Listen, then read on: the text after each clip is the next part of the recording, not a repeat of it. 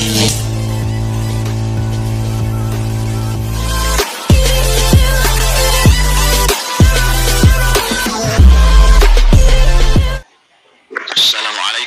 warahmatullahi wabarakatuh.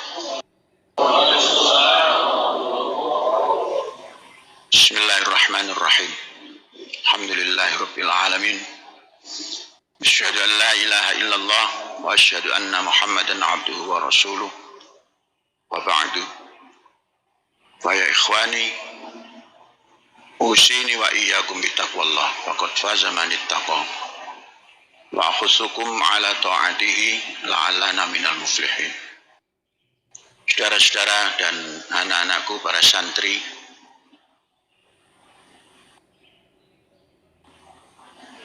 17 Agustus yang lalu kita memperingati Hari Kemerdekaan Indonesia yang ke-77. Ternyata usia Indonesia sudah 77 tahun. Usia merdeka.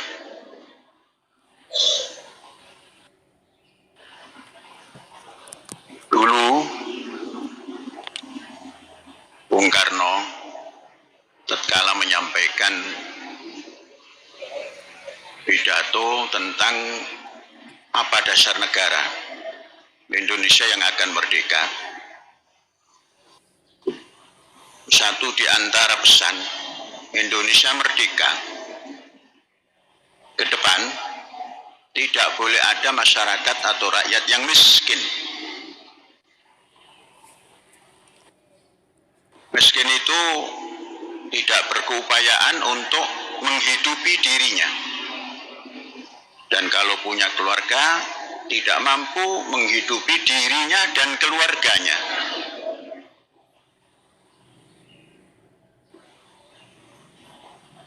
Saudara-saudara dan anak-anakku semua, 77 tahun merdeka, Syekh membaca sebuah artikel di harian Kompas bahwa rakyat miskin di Indonesia jumlahnya lebih daripada 26 juta. Bayangkan, berapa persen daripada 260 juta? 10%. Itu data dari statistik. Kemudian ada rakyat yang rentan miskin. Rentan miskin itu maknanya bila harga bahan pokok naik lebih daripada semestinya, dia akan menjadi miskin. Itu namanya rentan miskin. Berapa jumlahnya? Jumlahnya lebih daripada 60%. Coba bayangkan, 77 tahun. Dulu saya pernah membaca apa yang diungkapkan oleh Nelson Mandela.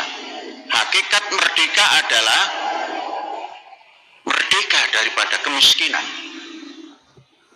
Artinya tidak boleh miskin. Nah, maka saya menjabarkan ini, miskin itu penyebabnya apa? Ya tentunya secara ekonomis, kekurangan dan lain-lain lah. Tapi intinya yang harus diterobos adalah ruh. Maka saya mengumandangkan merdeka yang pertama itu merdeka ruh, jiwa. Jiwa ini harus merdeka, tidak boleh ada jiwa kintel. Kintel itu kodok kolong. Bung Karno pernah mengatakan jangan jadi bangsa kintel. Kodok tapi di bawah kolong, yang tak pernah melompat, di bawah tempurung. Jangan pernah menjadi bangsa kuli. Kuli itu menol, pekerjaan yang paling rendah yang tidak tidak dimiliki oleh orang berpendidikan. Men, kalau bahasa Inggrisnya men, kalau bahasa Belandanya man, nol. Orang yang kosong. Kosong dari apa? Kosong dari merdeka ruh, kosong dari merdeka fikir. Pikir tidak merdeka, maka dia menjadi manol. Kerjanya apa? Kerjanya adalah otot. Sekalipun bangsa itu kuat, otot kawat balung besi, kalau terus-terusan dipakai manol, keropos itu kawat dan besinya itu. Merdeka yang ketiga adalah merdeka ilmu. Ilmu itu tidak satu. Inilah yang harus ditempuh. Ini basis daripada menghilangkan apa yang dinamakan kemiskinan.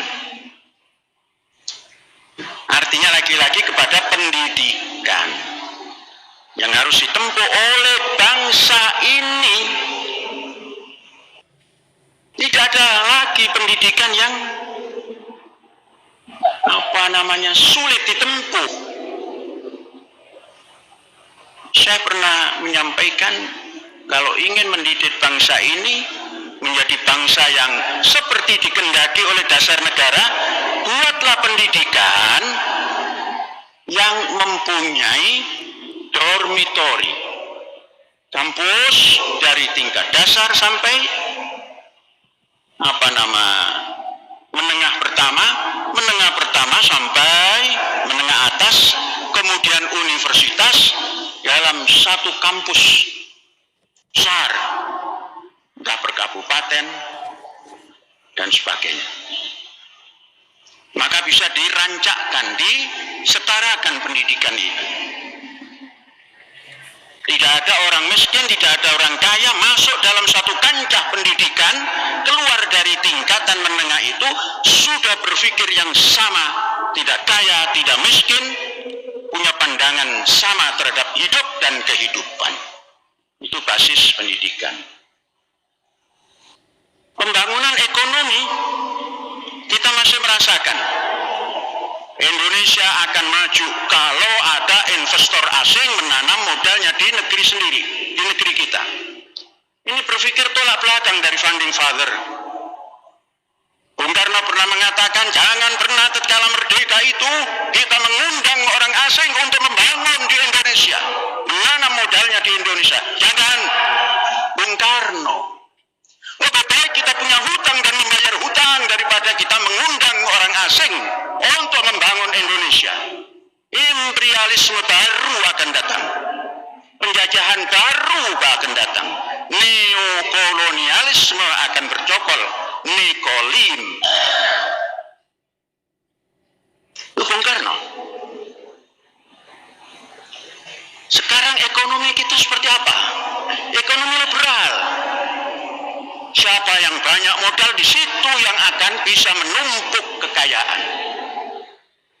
Sedangkan negara kita mempunyai dasar kerakyatan. Maka ekonominya pun harus ekonomi kerakyatan. Kooperasi, bekerja sama, berat sama dipikul, ringan sama dijinjing. Ekonomi Indonesia mestinya begitu. Kesulitan dimusyawarahkan. Kemudian ada negara yang ada pimpinannya atau pemerintahan, ini harus membagikan. Pembangunan rakyat itu semestinya dibangun oleh rakyat. Rakyat membangun desanya, mendapat anggaran belanja negara, sehingga rakyat di desa ini akan setara. Katakan membangun apa? Membangun sekolahan. Dibangun oleh rakyat di desa itu, dia akan mendapatkan pekerjaan. Tidak perlu pergi ke kota. Di desa banyak pekerjaan. Desanya membangun koperasi desa, membangun usaha desa, dikerjakan oleh orang desa, dinikmati keuntungannya oleh orang desa, bisa mengekspor ke tetangga desa lain. Maka kesetaraan.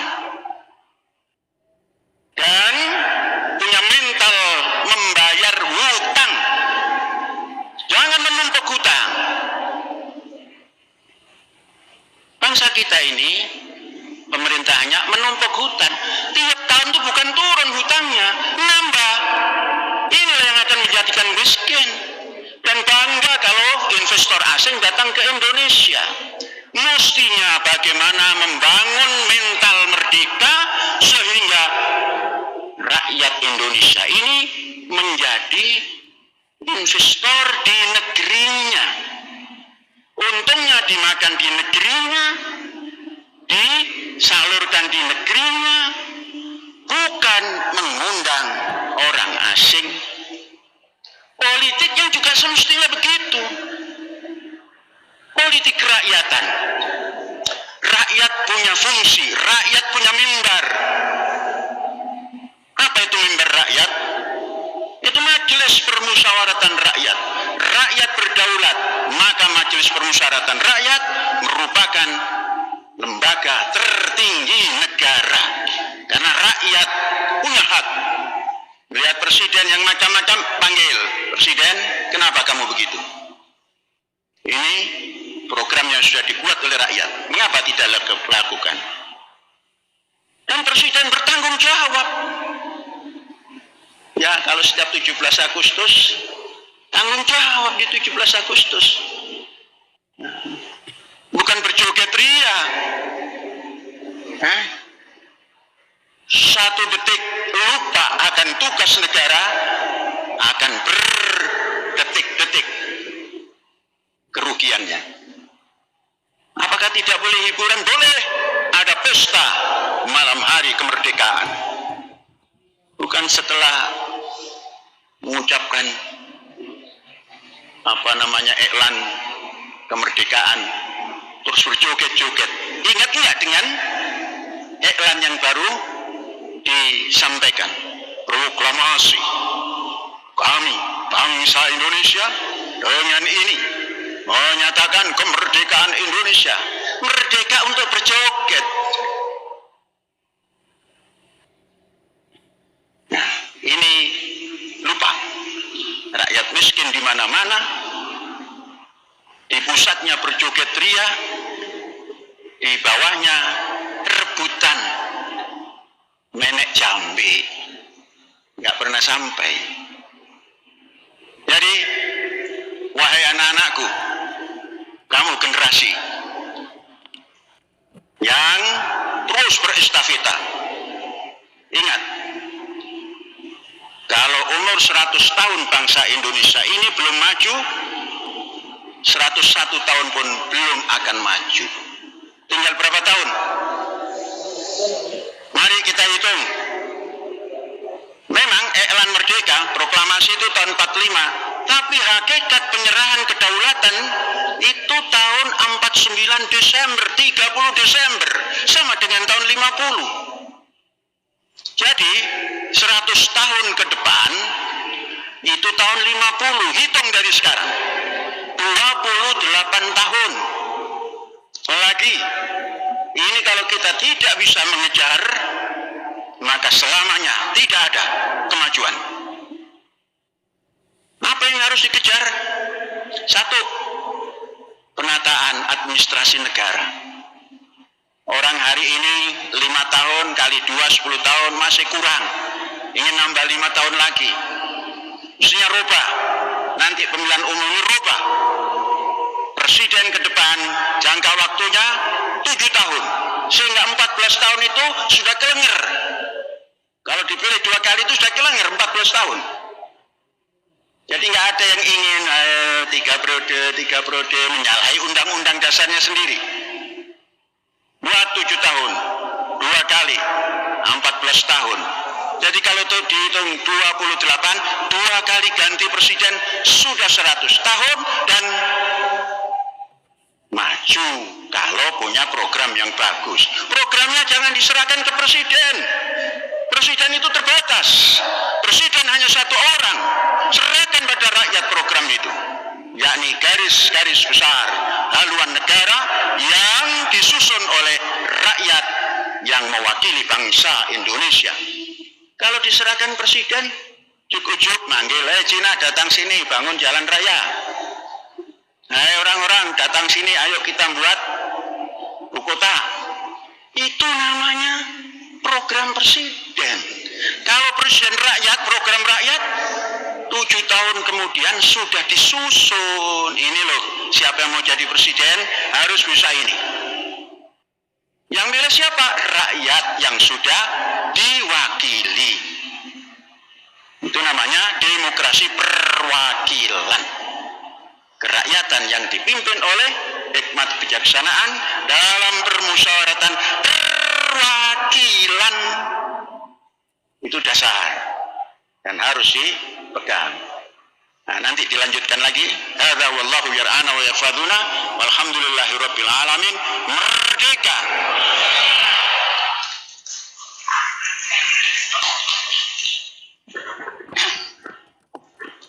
Empat, permohonan salat gaib. 1 untuk Ibu Hajah Dalila binti Munaji. 2, Ibu Dedeh Kurniasi binti Hakim Salim. 3, Ibu Mutirah binti Amaturdi. 4, Bapak Novianto bin Ali Umar. 5, Bapak Musin Lasia bin Dul Majid. Dan terakhir Bapak Yahya Ansori bin Odo Suwardi. Walhamdulillah Rabbil Alamin.